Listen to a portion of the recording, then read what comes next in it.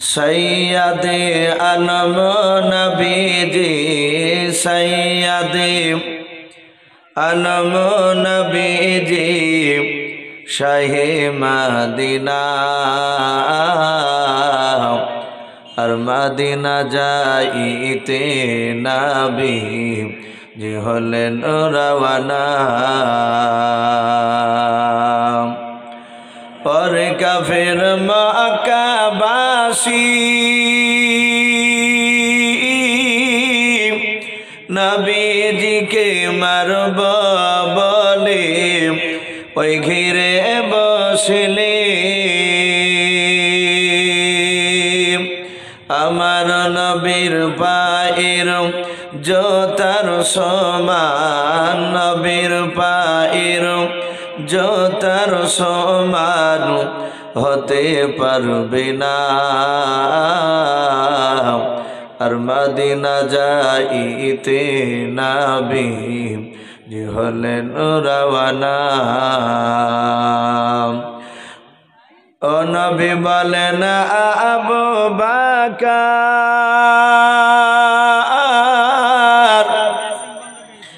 হিজরত করি চল গো ওই হুকুমে খোদার ওই রাতারাতি চলেন নবী রাতারাতি চলেন নবী সোনার মদিনায় আর মদিনা যাইতে নবী যে হলেন রওয়ানা সৈয়দে আলম নবীজি সৈয়দে আলম নবীজি শাহে মদিনা আর মদিনা যাইতে নবী যে হলেন রওয়ানা নবী বলেন হযরত আলী আমার বিছানায় শুয়ে যাও গো ওই তোমারে বলে নবী বলেন হযরত আলী আমার বিছানায় শুয়ে যাও গো ওই তোমারে বলে হযরত আলী শুয়ে গেলেন হযরত আলী শুয়ে গেলেন নবীর বিছানায় আর মদিনা যাইতে নবী হলেন রওয়ানা সৈয়দে আলম নবীজি সৈয়দে আলম নবীজি শাহে মদিনা আর মদিনা যাইতে নবী যে হলেন রওয়ানা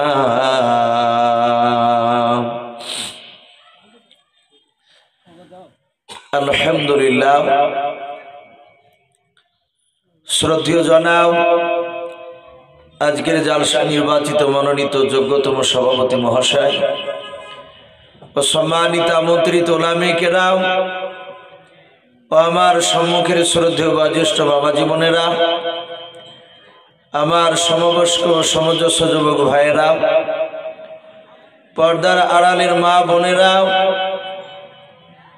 সকলকে জানাই আমার বুক ভরা ভালোবাসা সালাম আসসালামু আলাইকুম ওয়া রাহমাতুল্লাহি ওয়া বারাকাতুহু আলহামদুলিল্লাহ সমস্ত প্রশংসা হামদ নাত সাধনা ভজনা সে মহান রব্বুল আলামিনের জন্য যে মহান রব্বুল আলামিন আমাদেরকে বড় ভালোবেসে রহম করে বিভিন্ন গুনার মজলিস থেকে বাছাই করে নিয়ে এসে মহান রব্বুল আলামিন এমন একটা রহমতের মজলিস নিয়ে এসে বসার আমাদেরকে সুযোগ করে দিয়েছেন। বাপজি আমরা যে আসতে পেরেছি এটা বাহাদুরি আমাদের নয়, নবীজি বলেছেন, আল্লাহ যাকে ভালোবাসে মহান রব্বুল আলামিন তার মহব্বতের ভালোবাসার বান্দা বান্দিকে তার এই রকম রহমতের মজলিসে নিয়ে এসে বসে দেয়। বলুন আলহামদুলিল্লাহ। এই গ্রামে বহু মানুষ আছে বাপ, সবাই কিন্তু বাপজি এখানে আসতে পারেনি। তাহলে আমরা যে বাপজি এখানে এসে বসে গিয়েছি, আল্লাহ নিয়ে এসেছে, তাহলে আমাদেরকে বুঝতে হবে যে আল্লাহ নিশ্চয় আমাদেরকে ভালোবাসে। তাই আমরা রব্বুল আলামিনের দরবারে শুকরিয়া স্বরূপ আদায় করে বলি আলহামদুলিল্লাহ।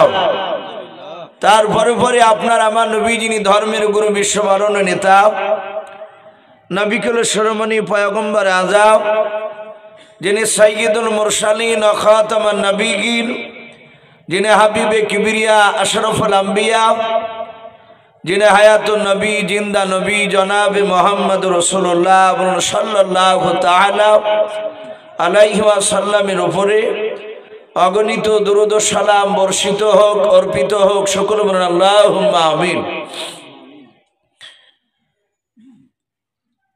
সম্মানিত ভাইরা আমার, বাবা জীবনেরা, আমি আপনাদের সম্মুখে কোরআনুল কারীম থেকে সূরাতুন নামাল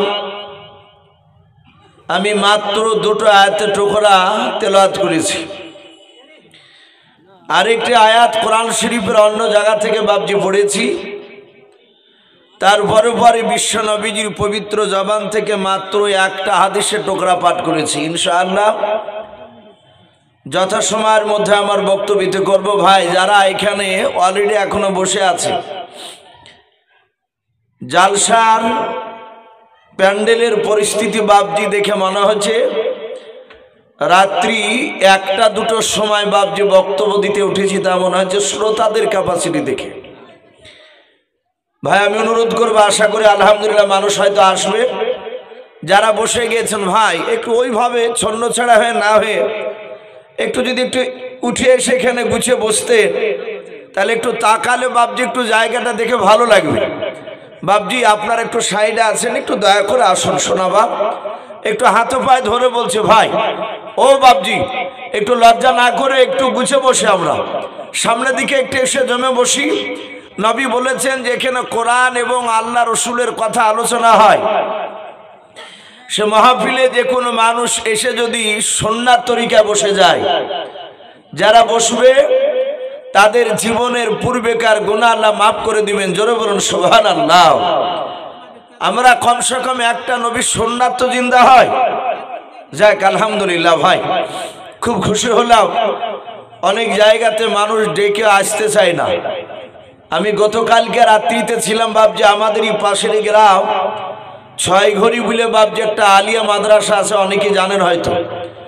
একেবারে আলিয়া মাদ্রাসার ভিতরেই প্যান্ডেল ছিল জালসা। মানুষ এমন ভাবে বাপজি বসে আছে ছন্ন ছাড়া, হে অনেক মানুষ, বিরাট ফিল্ড। আমার পূর্বেকার বক্তা আমাদের এলাকার খুব পীর সাহেব বলে বাপজি, প্রায় মানুষ ওনাকে মানে, আমরাও মানি। ভদ্রলোক খুব ভালো। উনি এত ডাকার পরও বাপজি একটা মানুষও উঠে আসলো না। আলহামদুলিল্লাহ আপনাদেরকে যে ডাকলাম, এসে যে বসে গেলে, আপনাদের জন্য দোয়া করি আল্লাহ রাব্বুল আলামিন এই জালসা শোনা এবং আমাদেরকে বলা, আল্লাহ রাব্বুল আলামিন এই পবিত্র মাদ্রাসা জালসাকে কবুল করে নেন। বলুন আল্লাহুম্মা আমিন। ভাই আজ আমি অন্য আলোচনার দিকে যাব না।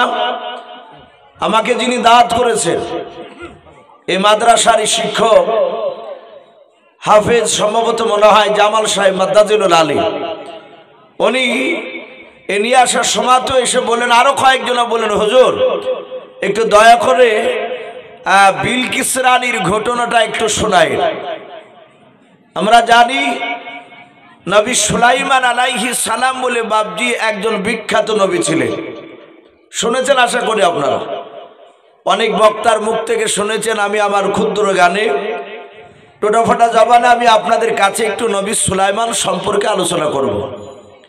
কারণ আমার পরে আর একজন প্রধান বক্তা রয়েছে, খুব দামি বক্তা। উনি এসে আপনাদের কাছে আরো মূল্যবান কথা উনি আলোচনা রাখবেন। তাই খুব বেশি আপনাদেরকে কষ্ট দেব না। কিছুক্ষণ রসুলের জবানের কথা নবী সুলাইমান আলাইহিস সালামের কিছু কথা আপনাদের সামনে একটু আলোকপাত করব। আমরা জানি গোটা পৃথিবীতে বাপজি মাত্র টোটাল বাদশা ছিল বাপজি, পৃথিবীকে শাসন করেছিলেন গোটা পৃথিবী। যখন ওই বাদশা ছিলেন তার বিপক্ষে বাপজি কোনো বাদশা খাড়া হওয়ার মতো কোনো বাদশা ছিল না। গোটা শুধু ভারতবর্ষ নয়, গোটা পৃথিবীতে এই রকম বাদশা বাপজি গোটা পৃথিবীতে 4টা বাদশা ছিল। বলুন আলহামদুলিল্লাহ। 4টে বাদশা যারা গোটা পৃথিবীর বাপজি দাদাগিরি চালিয়েছিল। আমরা শিক্ষিত মানুষ অনেকে জানি যে পৃথিবীর মধ্যে এখন আমাদের আমেরিকা বাপজি বলে আমরা জানি যে ওরা দাদাগিরি করে, কিন্তু গোটা পৃথিবীর বাপজি এখনো আমেরিকা দাদাগিরি দেখাতে পারছে না, এখনো হয়নি। এমন 4টে বাদশা এরা ছিল, এরা গোটা পৃথিবীতে বাপজি দাদাগিরি চালিয়েছিল। তার মধ্যে থেকে কেতাবে লিখেছে, ইসলামের ইতিহাসে পাওয়া যায় 2টো বাপজি বাদশা ছিল বেঈমান আর 2টো ছিল ইমানদার। ওই 4টে বাদশার মধ্যে খুব একটু ভালো করে মন দিয়ে শুনবেন কথাগুলো। তাহলে কটা বেঈমান বাদশা বললাম? 2টো। এই 2টো যে বেঈমান বাদশা তার মধ্যে থেকে বাপজি 1 নম্বর বেঈমান বাদশার নাম ছিল বখতে নাসার। আশা করি নাম শুনেছে। গোটা পৃথিবী বাপজি সে অত্যাচার চালিয়ে সে শাসন করেছিল। এই বখতে নাসার বেঈমান বাদশা। দ্বিতীয় আরেকটা বাদশা হযরতে ইব্রাহিম নবী আলাইহিস সালামের জামানায় যে শয়তান বাদশা ছিল তার নাম ছিল বাপজি নমরুদ। এরও নাম শুনেছেন। এই নমরুদ বাপজি গোটা পৃথিবীতে বাপজি সে শাসন করেছিল, সে দাদাগিরি চালিয়েছিল। 2টো যে বাপজি বেঈমান নয় ইমানদার বাদশা, তার মধ্যে থেকে একটা ইমানদার বাদশার নাম ছিল জুলকারনাইন। এই কোরআন শরীফে বাপজি তার নাম এসেছে। আল্লাহ বলেছেন আমি তাকে এত ক্ষমতা দিয়েছিলাম, তুলুউশ শামস আর গুরুবুশ শামস, সূর্য যেখান থেকে উদিত হয় সূর্য যে জায়গায় গিয়ে অস্তমিত হয়ে যায়, ডুবে যায়, সেই জায়গার কাছাকাছি এই ভদ্রলোক জুলকারনাইন তিনি চলে গিয়েছিলেন, ইমানদার বাদশা। দ্বিতীয় আরেকটা বাদশা ইমানদার তিনি ছিলেন বাপজি এই নবী সুলাইমান আলাইহিস সালাম। বলুন আলহামদুলিল্লাহ। আল্লাহ কোরআন পাকে বলেছেন মাত্র 25টা নবী রাসূলের নাম। গোটা কোরআনে আল্লাহ তাদের নাম দিয়েছে মাত্র 25টা নবী রাসূলের। তার মধ্যে থেকে আল্লাহ বলছেন ওয়ালাকাদ আতাইনা দাউদ ওয়া সুলাইমান ইলমা। আমি দাউদ নবী আলাইহিস সালাম আর তার সন্তান সুলাইমান আলাইহিস সালামকে আমি অনেক ইলম জ্ঞান হিকমত দান করেছিলাম। বলুন সুবহানাল্লাহ। এত জ্ঞান দান করেছিলাম। এই সুলাইমান সম্পর্কে কিছু কথা বলবো বলেছি ভাই, অন্যদিকে যাব না। এই নবী সুলাইমান আলাইহিস সালামের কেমন জ্ঞান ছিলেন, উনি কেমন রাজত্ব চালিয়েছিলেন। কেতাবে লিখেছে নবী সুলাইমানের তখন বয়স বাপজি মাত্র টোটাল 4 থেকে 4.5 বছর। আর একটু বলি, নবী সুলাইমানের জামানায় মানুষ বয়স পেত 250 বছর, 200 বছর, 300 বছর পর্যন্ত। বলুন সুবহানাল্লাহ। তাহলে 300, 250, 200 বছরের মোকাবিলায় এই 4 থেকে 4.5 বছরের বাচ্চা মানে একেবারে ছোট। আল্লাহ বলছেন আমি কতটা জ্ঞান দান করেছিলাম। সুলাইমান তার আব্বাকে কেতাবে লিখেছে নবী সুলাইমান আলাইহিস সালাম 4 থেকে 4.5 বছরের বাচ্চা এই রাস্তার ধারে খেলা করছিলেন। হঠাৎ করে সুলাইমান আলাইহিস সালাম তিনি দেখলেন 2টো মেয়েতে বাপজি ঝগড়া করতে করতে একটা ছেলেকে কোলে করে নিয়ে ঝগড়া করতে করতে দাউদ নবী আলাইহিস সালামের দরবারে বাপজি চলে গেল। আল্লাহর নবী সুলাইমান আলাইহিস সালাম উনি খেলাধুলা করতে করতে আবার উনি লক্ষ্য করে দেখলেন উনি বাবা ওই মেয়ে দুটো, যেই মেয়ে দুটো একটা সন্তানকে কোলে করে নিয়েও ঝগড়া করতে করতে দাউদ নবী আলাইহিস সালামের দরবারে বাপজি গিয়েছিল। ওই মেয়ে দুটো বাপজি দাউদ নবী আলাইহিস সালামের দরবার থেকে ফিরে যাওয়ার সময় সুলাইমান আলাইহিস সালাম তিনি দেখলেন একটা মেয়ে বাবা বাচ্চা কোলে করে নিয়ে হাসতে হাসতে দাউদ নবীর দরবার থেকে বাড়ি চলে যাচ্ছিল। সুলাইমান দেখলেন আর একটা মেয়ে কান্না করিতে করিতে নবী সুলাইমান আলাইহিস সালাম তিনি চলে যাচ্ছিলেন।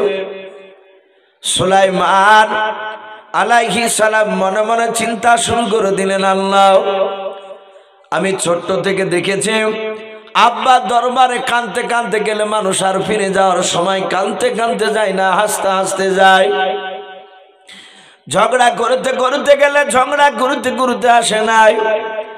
এই মেয়ে দুটো ঝগড়া করতে করতে গেল, কিন্তু একটা মেয়ে কাঁদছে আর একটা মেয়ে হাসছে, ব্যাপারটা তো বুঝে আসলো না। নবী সুলাইমান পেছন দিক থেকে বাপজি চিৎকার করে ডাক দিয়ে বলেছিল, মা তুমি দাঁড়িয়ে যাও। সুলাইমান ওই মেয়ে দুটোকে লক্ষ্য করে বললে, এই মা একটু দাঁড়াও। যে কাঁদতে কাঁদতে যাচ্ছিল সেও দাঁড়িয়ে গেল, যে বাচ্চা নিয়ে হাসতে হাসতে যাচ্ছিল সেও দাঁড়িয়ে গেল। সুলাইমান আলাইহিস সালাম যে মেয়েটা কাঁদছিল তার সামনে গিয়ে বলছিল, গো মা আমি দেখেছি দাউদ নবী আলাইহিস সালামের দরবারে গেলে মানুষ ওর দরবার থেকে ফেরার পথে কেউ কাঁদতে কাঁদতে যায় না, কিন্তু মা আমি দেখলাম তুমি কাঁদতে কাঁদতে কেন যাচ্ছ? যে মেয়েটা কাঁদছিল সে মেয়েটা বললে, এই তোর নাম কি? সুলাইমান বলেন, আমার নাম সুলাইমান। বলে দাউদ নবী তোর কেউ হয়? সুলাইমান আলাইহিস সালাম বললেন, উনি আমার আব্বা জান হন। সাথে সাথে মেয়েটা সুলাইমানকে লক্ষ্য করে চিৎকার করে বলেছিল, এই সুলাইমান, তোর আব্বা আমার ন্যায্য বিচার করে দিতে পারে নাই। কিয়ামতের ময়দানে যেদিন কোটি কোটি মানুষের সমাগম হবে সেই দিন কেউ তোর আব্বার কলার খানাকে ধরে টানতে টানতে নিয়ে গিয়ে আল্লাহর কাঠগড়ায় তোর আব্বার বিরুদ্ধে বিচার দিয়ে দিব। জোরে বলুন সুবহানাল্লাহ। সুলাইমান আলাইহিস সালাম তিনি জানেন কিয়ামতের ময়দান কঠিন ভয়ঙ্কর। আব্বার কলার ধরে টানতে টানতে নিয়ে গিয়ে আল্লাহ দরবারে বিচার দিবে। হযরতে সুলাইমান আলাইহিস সালাম হাত ওখানা জোড় করে বলেছিলেন, ওগো মা তুমি আমার আব্বার বিরুদ্ধে কেন বিচার দেবা? বলো আমার আব্বা এমন কি ন্যায্য বিচার করে দিতে পারে নাই? যেই মেয়েটা কেঁদেছিল সেই মেয়েটা ডাক দিয়ে বলেছিল, বাবা সুলাইমান শুনে নাও, তোমার আব্বা আমাদের সঠিকভাবে বিচার করে দিতে পারে নাই। বলে আমার আব্বা এমন কি বিচার করতে পারে না, একটু খুলে বলাও। ডাক দিয়ে বলেছিল, সুলাইমান ওই মেয়েটার কোলে যে বাচ্চা আছে মেয়েটা হাসতে হাসতে নিয়ে যাচ্ছিল। বলে হ্যাঁ, ওই মেয়েটার কলিজার টুকরা বাচ্চা নয়, ওই মেয়েটার কোলে যে বাচ্চা আছে ওই বাচ্চাটা আমার কলিজার টুকরা বাচ্চা। সুলাইমান বলেছিল, মা ওই মেয়েটার বাচ্চা না, তোমার যে কলিজার টুকরা বাচ্চা। তাহলে মা বললাম তুমি কেন কান্না করছো? আর ওই মেয়েটার কোলে কেন বাচ্চাটা আছে বলাও? তোমার বাচ্চা তোমার কোলে কেন না, একটু খুলে বলাও। ডাক দিয়ে বলেছিল, সুলাইমান ওই কারণে তো আমি বলেছি তোমার আব্বা ন্যায্য বিচার করে দিতে পারে না। ডাক দিয়ে সুলাইমান বলেছিল, গো মা বলো এমন কেমন করে এই ঘটনা ঘটলো বলাও। ডাক দিয়ে বলেছিল, সুলাইমান আমার কলিজার টুকরা সন্তান নিয়ে আমি ময়দান দিয়ে হেঁটে যাচ্ছিলাম। প্রচন্ড রৌদ্র সময় শরীর ক্লান্ত হয়েছিল, তাই আমি একটা গাছের ছায়া তলে শুয়ে গিয়েছিলাম। ওরে সুলাইমান আমার বেটাকে আমি মাটির উপরে শুয়ে রেখেছিলাম, আমার নিদ্রা চলে গিয়েছিল, আমি ঘুমে গিয়েছিলাম। হঠাৎ করে যখন আমার ঘুমটা ভেঙে গেল, ঘুম থেকে জাগার উপর আমার সন্তানকে আমি কোলে নিয়ে নিলাম। ওরে সুলাইমান ওই মেয়েটাও দেখলাম আমার পাশে শুয়েছিল। মেয়েটার ঘুমটা ভেঙে যাওয়ার পর আমার আমার ছেলেরা হাত কানাকে চেপে ধরে বলেছিল, ওরে তুমি আমার সন্তানকে কেন ধরলাও? আমি বললাম বোন এই বাচ্চা তোমার নয়, কিন্তু মেয়েটা শুনে নাই রে বাবা। দুজনের মধ্যে আমার সন্তান নিয়ে ঝামেলা শুরু হয়ে গেল। আমি বললাম বোন এভাবে ঝামেলা করে ফয়সালা করা যাবে না, চলো আমাদের দেশের নেতা, আমাদের দেশের সবচেয়ে বড় নবী পয়গম্বর হযরত দাউদ নবী আলাইহিস সালাম রয়েছে, উনি বাদশাহ, নবীর কাছে গেলে নিশ্চয় নবী আমাদের ফয়সালা করে দেবে, আমরা মেনে নেব। এই সুলাইমান, আমরা দুজনেই ঝগড়া করতে করতে তোমার আব্বার দরবারে গেলাম। তোমার আব্বা আমাদের দুজনের কথা শোনার পর বাবা ওই মেয়েটা অভিনয় করে বেশি বেশি করে কেঁদেছিল, তাই তোমার আব্বা অভিনয়ের কান্না বুঝতে পারলো না, আমার বাচ্চাটা মেয়েটার পাওনা করে দিল। ওরে সুলাইমান, এই কারণে আমি তোমার আব্বাকে মাফ করব না, ক্ষমা করব না, কিয়ামতের ময়দানে তোমার আব্বার বিরুদ্ধে বিচার দিয়ে দেব। সুলাইমান বলেছিল মা শুনে নাও, আমি গিয়ে যদি আব্বার কাছে গিয়ে দ্বিতীয়বার যদি চিন্তাটা ভাবনা করে করতে বলে বলো, তাহলে তুমি বিচারটা মেনে নেবে কেনাও? যে মেয়েটা কাঁদতে কাঁদতে গিয়েছিল বলল বাবা আমি অবশ্যই মেনে নেব। যে মেয়েটা হাসতে হাসতে যাচ্ছিল সেই মেয়েটা বলল সুলাইমান তোমার আব্বার কাছে দ্বিতীয়বার গেল, 50 বার নিয়ে গেল, আমি মেনে নেব, চিন্তা নাই। কারণ মেয়েটা বুঝেছিল সুলাইমানের আব্বার কাছে যতবার যাওয়া যাবে ততবারে বাচ্চাটা আমার পাওনা করে দেবে। নবীরে একবার যা জবান বের করে সেটা 1000 বার বিচার করলে ওটাই করবে, অসুবিধা নাই বাবা, চলো আমি যেতে রাজি আছি। হযরতে সুলাইমান আলাইহিস সালাম ওই মেয়ে দুটোর হাত দুখানা দূরে টেনে টেনে টেনে টেনে দাউদ নবী আলাইহিস সালামের দরবারে বাপজি নিয়ে যাচ্ছে। দাউদ নবী আলাইহিস সালাম উনি তাকে দেখলেন যে মেয়ে দুটোর আমি বিচার করে দিলাম, ওই মেয়ে দুটোর হাত দুখানা ধরে আমার সন্তান টেনে নিয়ে আসছে। হযরতে সুলাইমান মনে মনে চিন্তা করলেন মাওলা আমি গিয়ে যদি বলি আব্বা আপনি বিচারটা ভুল করেছেন তাহলে আব্বার সম্মানের হানি হয়ে যাবে, না না আমি আব্বাকে এই কথা বলবো না, এমন কায়দায় কথা বলবো যেন আব্বার সম্মান নষ্ট না হয়। সুলাইমান কাছে গিয়ে হাত ওখানা জোর করে বলেছিল ওগো আব্বা যান আপনি মেয়ে দুটোর বিচার করেছেন বলে হ্যাঁ বাবা আমি আপনার সন্তান হয়ে অনুরোধ করেছি আব্বা যান আপনি বিচারটা আপনি রুদ্ধ করে নেন, ফিরিয়ে নেন। ওগো আব্বা যান আপনি পুনরায় চিন্তা ভাবনা করে বিচারটা করুন। দাউদ নবী আলাইহিস সালাম উনি মনে মনে চিন্তা করলেন আমি বিকল্প এমন কি বিচার করব, আমি তো একবার বিচার করেছি। উনি চিন্তা করলেন আমার সন্তান যখন টেনে নিয়ে এসেছে আমার মনে হয় এই বিচারটা আমার সন্তান সুলাইমান 4 থেকে 4.5 বছর বাচ্চাই করে দেখে দিবে। সুলাইমান বললেন ওগো আব্বা আপনি বিচার করুন। দাউদ নবী কিছুক্ষণ চুপ করে থাকার পর বললেন বাবা এ বিচার আমি করব না। বলে কে করবে? বলে তুমি আমার সন্তান ছোট্ট বাচ্চা ছিলে, এ মেয়ে দুটোর ন্যায্য বিচার তুমি করে দেখে দাও। সুলাইমান আলাইহিস সালাম তিনি মুচকি মুচকি হাসছে, বলে আব্বা আমি বিচার করব? বলে হ্যাঁ। সুলাইমান পেছন ঘুরে মেয়ে দুটোর দিকে লক্ষ্য করে বললেন ওগো মা আমার আব্বা বিচার করবে না, বিচার ঘুরে নিয়েছে, আমাকে বিচার করার হুকুম দিয়েছে, আপনারা কি দুজন মানবেন? ওরা দুজনায় চিৎকার করে বলল সুলাইমান আমরা মানতে রাজি আছি।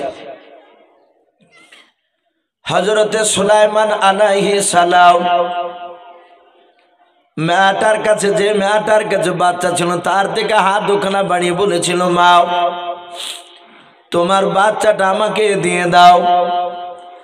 হযরতে সুলাইমান আলাইহিস সালাম বাচ্চাটা নেওয়ার পর দাউদ নবী আলাইহিস সালামের কোলে বাপ যে বাচ্চাটা দিয়ে সোজা দৌড়ে ঘরের দিকে চলে গেলেন। হযরতে দাউদ নবী আলাইহিস সালাম উনি মনে মনে চিন্তা করেছেন, মাওলা আমি মনে হয় আমার ছোট ছেলে বাচ্চা সুলাইমানকে বিচার করতে বলে আমি ভুল করে ফেলেছি।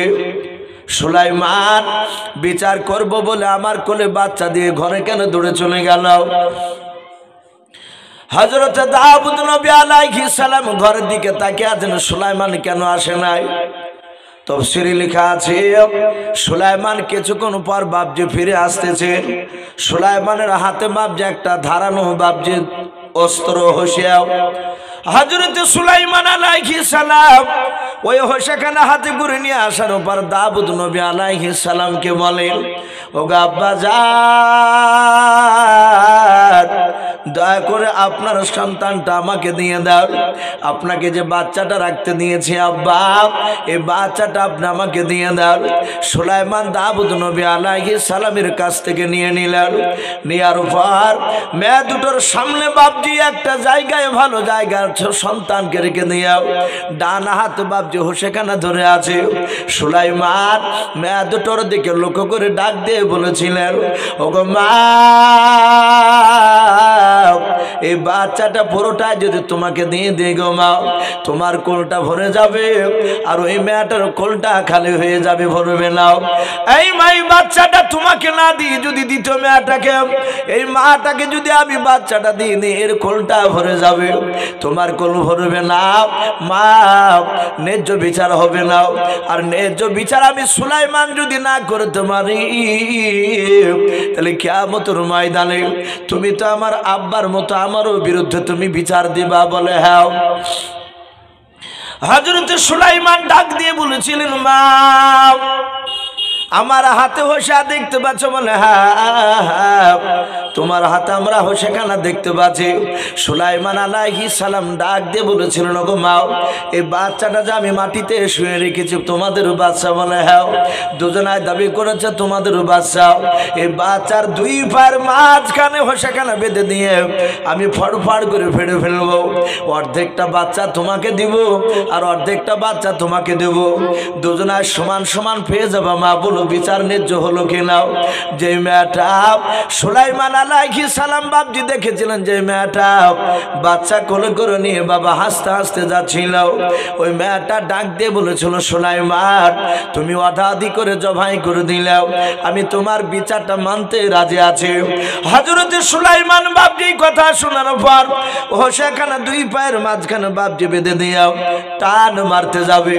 যে মেয়েটা বলেছিল, সুলাইমান তোমার আব্বার বিরুদ্ধে কিয়ামতের ময়দানে বিচার দেব, তোমার আব্বার বিরুদ্ধে আল্লাহর দরবারে, ওই মেয়েটা দেখলো আমার সন্তানকে জবাই করে ফেলবে।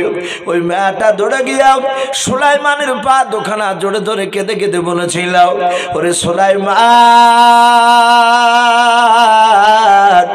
আমি তোমার বাবাটার ন্যায্য বিচার পেয়ে গিয়েছি। বলুন সুবহানাল্লাহ। সুলাইমান বলেছিল, মা তুমি ছেড়ে দাও। বলে না বাবা, তুমি দয়া করে আমার সন্তানকে তুমি জবাই তুমি করো না। বলে মা তুমি বলেছো ন্যায্য নাকি বিচার আমি করে দিতে পারবো না, আর না পারলে কিয়ামতের ময়দানে তুমি আমার আব্বা এবং আমার বিরুদ্ধে আল্লাহর দরবারে বিচার দেবা বলেছো। বলে সুলাইমান আমি তোমার আব্বার আর তোমার বিরুদ্ধে বিচার দেব না রে বাবা, আমি ন্যায্য বিচার পেয়ে গিয়েছি আর অর্ধেকটা নেব না, জবাই না করি পুরো বাচ্চাটা ওই মেয়েটাকে দিয়ে দাও। সুলাইমান ডাক দিয়ে বলেছিল, মা তুমি কেন অর্ধেকটা জবাই করা বাচ্চা নেবা নাও? ডাক দিয়ে বলেছিল, সুলাইমান এই জবাই করা বাচ্চা নিতে গেলে আমার সন্তান পৃথিবীর বুকে জিন্দা বেঁচে থাকবে না, মারা যাবে। আর যদি আমি না নিই বাচ্চা আমার কমসে কম ওই মেয়েটার কাছে থাকলেও বাচ্চাটা বেঁচে থাকবে। ওরে সুলাইমান বাচ্চাটা বড় হওয়ার পর যখন রাস্তা দিয়ে চলাফেরা করবে, আমি একটু বাচ্চার দিকে লক্ষ্য করে নিজের দিলকে আমি সান্ত্বনা দিয়ে বলবো, আল্লাহ এই বাচ্চাটা আমার কলিজা টুকরা বাচ্চা। দাউদ নবী আলাইহিস সালাম পাশ থেকে বসে বসে বিচার দেখছিলেন সুলাইমানের। 4 থেকে 4.5 বছরের বাচ্চা, এ আবার কোন ধরনের বিচার? যাহাতে মেয়েটা জবাই করতে বারণ করলো, সুলাইমান হোসেখানা টান মেরে ফেলে দিয়ে বাচ্চাটা তুলে নিয়ে গিয়ে ওই মেয়েটার কোলে দিয়ে দিলে। যেই মেয়েটা বারণ করেছিল সুলাইমান দিয়ে বলেছিলেন, আব্বা এ মেয়েটারই হচ্ছে বাচ্চাটা প্রকৃতি সন্তান। সুলাইমানকে দাউদ নবী বলেছিলেন, বাবা তুই বুঝলি কি করে? বলে, আব্বা বুঝতে পেরেছি। প্রথমকার মেয়েটা বলেছিল, সুলাইমান তুমি জবাই করে দিলে আমি তোমার বিচার মেনে নেব।